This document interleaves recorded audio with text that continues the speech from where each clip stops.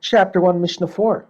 The Mishnah now gives a list of 6 examples in which the permitter is not considered to have been offered as required because he had other invalidating intentions as well.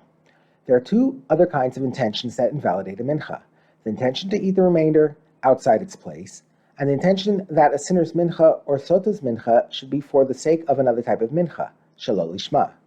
The Mishnah gives examples of cases in which he had one of these invalidating intentions in addition to the pigul intention. It begins with 3 cases in which there was an outside the place intention. In what way is the permitter not considered to have been offered as required because one of the avodas was done with a different invalidating intention? 1. If the Kohen did the kmitza with the intention of eating the remainder outside its proper place, and then he placed the kometz in a kli sheres, brought it to the mizbeach, and burnt it with the intention of eating the remainder past its time. 2. Or he did the kmitza with the intention of eating the remainder past its time, i.e. with a pigul intention, and then he placed the kometz in a kli sheres, brought it to the mizbeach, and burnt it with intention of eating the remainder outside its place. 3.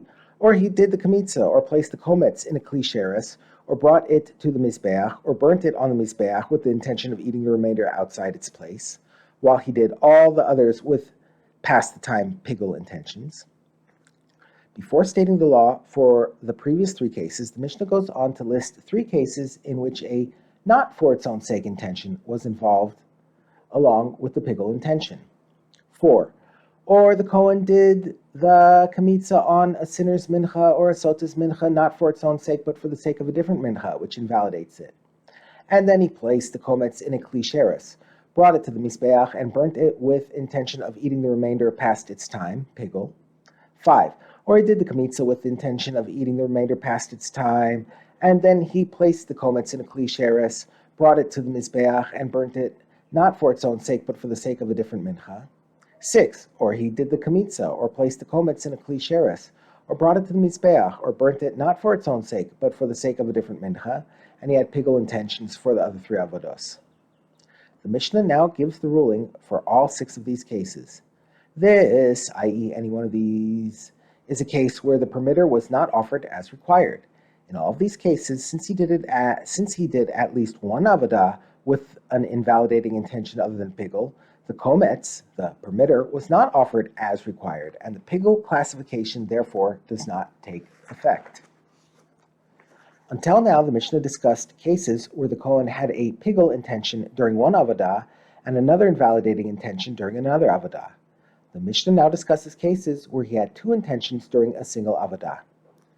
If, while doing one of the 4 avodos, the Kohen intended to eat a kazayis of the remainder outside its place and a kazayis of it tomorrow, or the reverse, he intended to eat a kazayis of it tomorrow and a kazayis outside its place, or while performing one of the 4 avodos, the Kohen intended to eat half a kazayis of the remainder outside its place and half a kazayis of it tomorrow, or the reverse, he intended to eat half a kazayis of it tomorrow and half a kazayis outside its place. In all of these cases, the mincha is invalid, but there is no penalty of kares for eating it because pigul did not take effect. The next Tana disagrees with some of the rulings mentioned above. Rabbi Yehuda said, this is the rule: if the intention about time, i.e. pigul, came before the intention about place, which invalidates but is not pigul, the mincha becomes pigul, and a person is liable to the penalty of kares for eating it.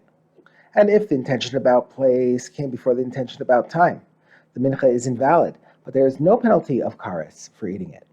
But the sages say, both in this case, where the time intention came first, and in that case, where the place intention came first, the mincha is invalid, but there is no kares for eating it. The Mishnah concludes with a ruling that is accepted by both the sages and Rabbi Yehuda. If a person had 2 intentions, one to eat half a kazayis of the remainder tomorrow, and the other to burn half a kazayis of the kometz or levona tomorrow, the mincha is valid, because intentions about eating and burning do not combine. Thus, we are left with 2 separate intentions, each about less than a kazayis, so that neither of them can take effect.